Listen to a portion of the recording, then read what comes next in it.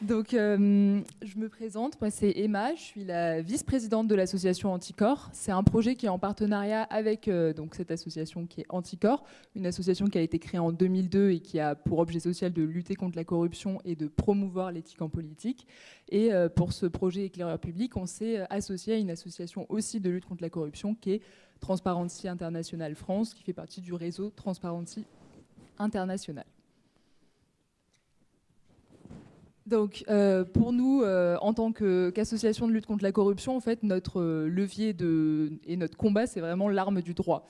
Et pour une fois, on a le droit qui est avec nous, puisqu'on considère, et c'est dans nos plaidoyers respectifs, que un des bras armés de la confiance démocratique, c'est l'ouverture des données et l'ouverture des données publiques, et donc mieux comprendre ce que font nos administrations et mieux comprendre ce que font nos collectivités territoriales, donc les communes, les départements, les régions.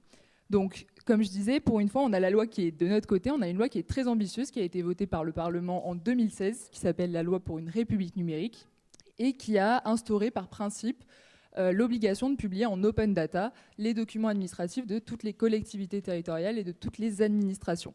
Donc cette loi, elle est volontairement assez large, puisque ça vise toutes les données publiques d'intérêt économique, social, sanitaire ou environnemental. Donc globalement, il n'y a pas de liste précise, donc on pourrait ranger beaucoup de choses dans cette catégorie-là.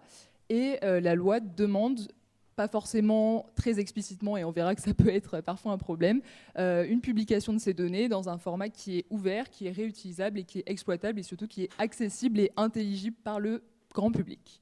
Donc on aurait bien voulu travailler sur plein de données différentes qui intéressent nos deux associations, mais pour des raisons évidentes de temps et pour des questions de priorité, on a travaillé sur deux types de données, les subventions et les marchés publics.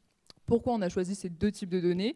Déjà parce qu'on est sûr que ce sont des données qui rentrent dans la catégorie intérêt économique. Pour le coup, il y a des décrets qui ont été passés et on sait que ce sont des données d'intérêt général reconnues.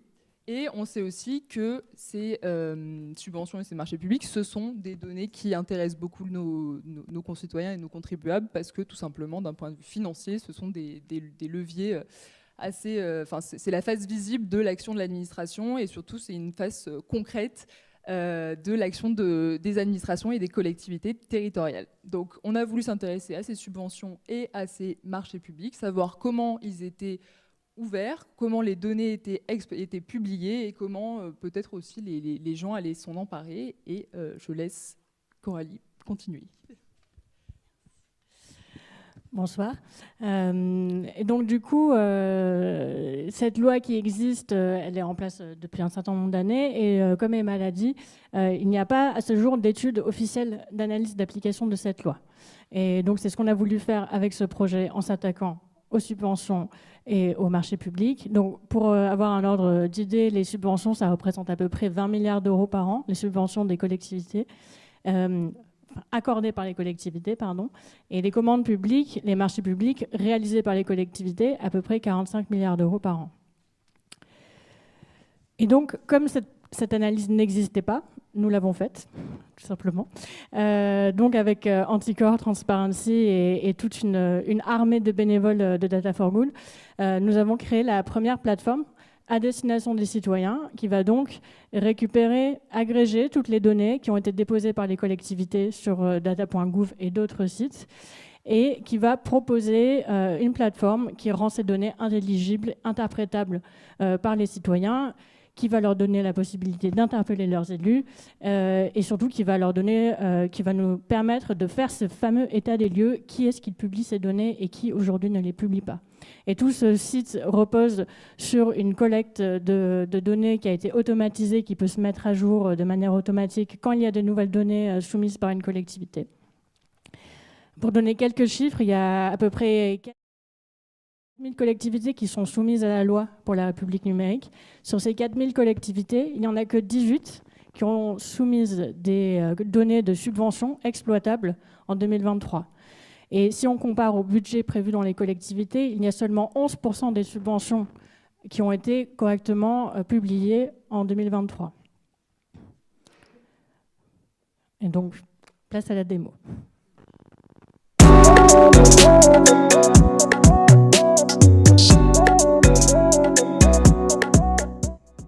Bonjour à tous, bienvenue sur Éclaireur Public, la plateforme qui apporte de la transparence sur la gestion des fonds publics via des données visuelles claires et accessibles à tous. Sur cet écran d'accueil, découvrez différentes fonctionnalités, la cartographie, la recherche avancée, une fonction d'interpellation.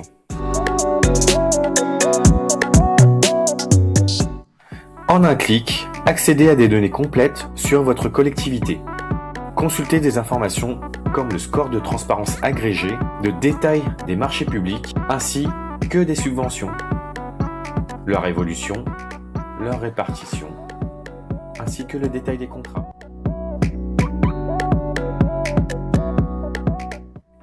Grâce à la cartographie interactive, explorez les données des collectivités partout en France.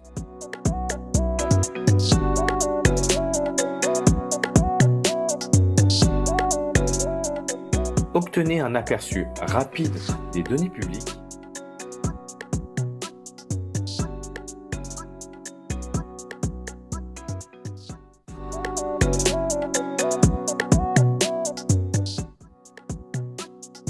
Comparez les dépenses publiques entre différentes collectivités et visualisez leurs différences. Obtenez des informations claires pour comparer les montants des marchés publics ou des subventions entre les collectivités de votre choix. Si des données manquent ou sont obsolètes, interpellez facilement vos élus en quelques clics, envoyez un message, réclamez des données publiques manquantes, favorisez la transparence. Téléchargez des données publiques sous différents formats pour les analyser ou les partager. Avec Éclaireur Public, ensemble, agissons pour une gestion plus transparente et responsable des fonds publics.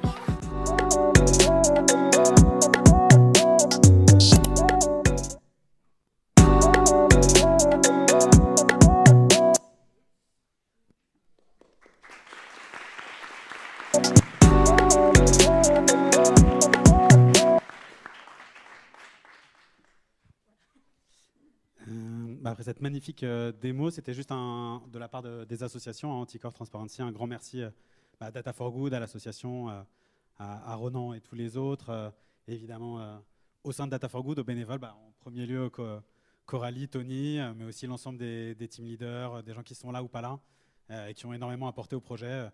Et comme vous l'avez vu peut-être sur la démo, qui a encore une petite étape à faire, mais franchement, c'était un gros boulot, que ce soit côté data engineering, au niveau du web, au niveau du design, au niveau de l'analyse.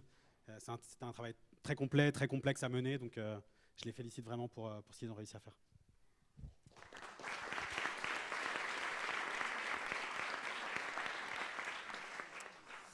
Donc voici quelques chiffres clés qu'on a pu réunir, donc on a déjà un peu parlé. Je vais juste avancer un petit peu pour faire un petit appel. Les prochaines étapes. Donc on va stabiliser l'expérience front-end, travailler sur l'expérience visiteur pour l'optimiser et stabiliser le flux de données. Comme ça a été dit, les données ne sont pas toujours structurées, donc il y a un gros travail de cleaning à faire. Donc on a encore quelques bénévoles qui sont motivés pour continuer avec nous en mai.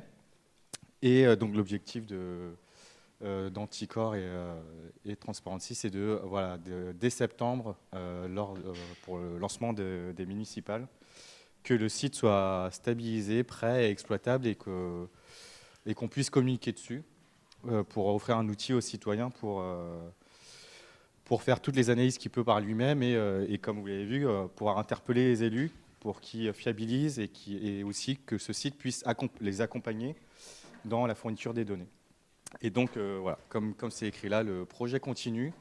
Donc, n'hésitez pas à rejoindre le canal Éclaireur Public pour vous porter volontaire. On cherche des data engineers, des project managers, des UX, UI, des illustrateurs ou des illustratrices. Donc, vous êtes tous bienvenus. Merci beaucoup.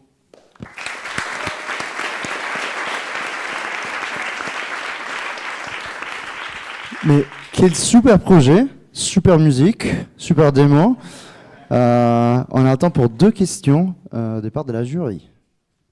Allez, à mon tour.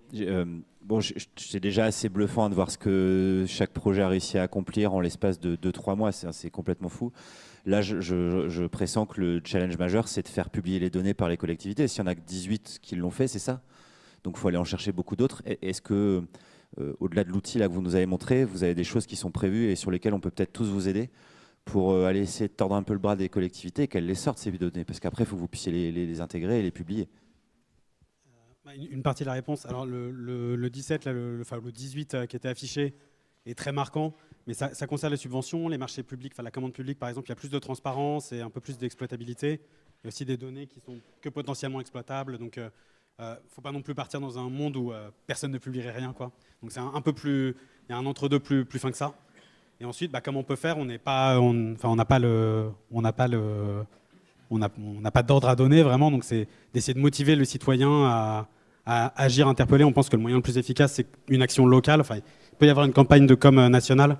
Mais c'est que ma tante s'empare de cet outil et en profite pour interpeller sa commune.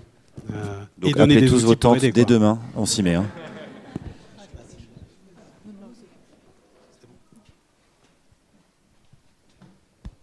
Est-ce qu'il y a d'autres questions pour la jury? Oui.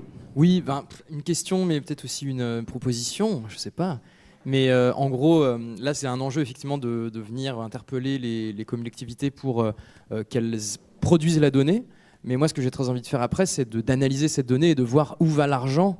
Et est-ce que vous avez en tête, par exemple, des analyses de faire une sorte de répartition de où est allé l'argent public, à quel type d'entreprise? Est-ce que ces entreprises sont alignées avec la transition ou alignées tout court avec les objectifs de la France? Oui. Non, mais c'est dans les. On a beaucoup d'idées. En fait, on a eu énormément d'idées pendant ce projet. Et oui, c'est vraiment l'étape qu'on voit un peu derrière. On donne aujourd'hui des analyses entre guillemets un peu basiques des données de la collectivité, mais l'idée c'est de pouvoir aller au-delà, sélectionner peut-être une entreprise et voir de quelle collectivité elle a reçu de l'argent, par exemple. Ouais, si je peux compléter, il peut y avoir des analyses très macro, et ça, c'est l'objectif de cette plateforme, mais pas trop en fait. Donc nous après, on va permettre un téléchargement direct des données brutes, et donc si quelqu'un veut s'amuser à regarder, il peut le regarder d'une manière un peu plus macro et de faire des belles analyses dessus. Mais il faut un peu se concentrer sur certaines choses. Et en revanche, ce qui va servir à notre projet, ce qu'on a déjà commencé, c'est par exemple permettre quand on va sur une fiche de sa commune, de Rohan, de la comparer à une commune moyenne de la même taille, d'être capable plus d'enrichir la vision locale par de l'analyse macro que de faire de l'analyse macro pour en faire, quoi.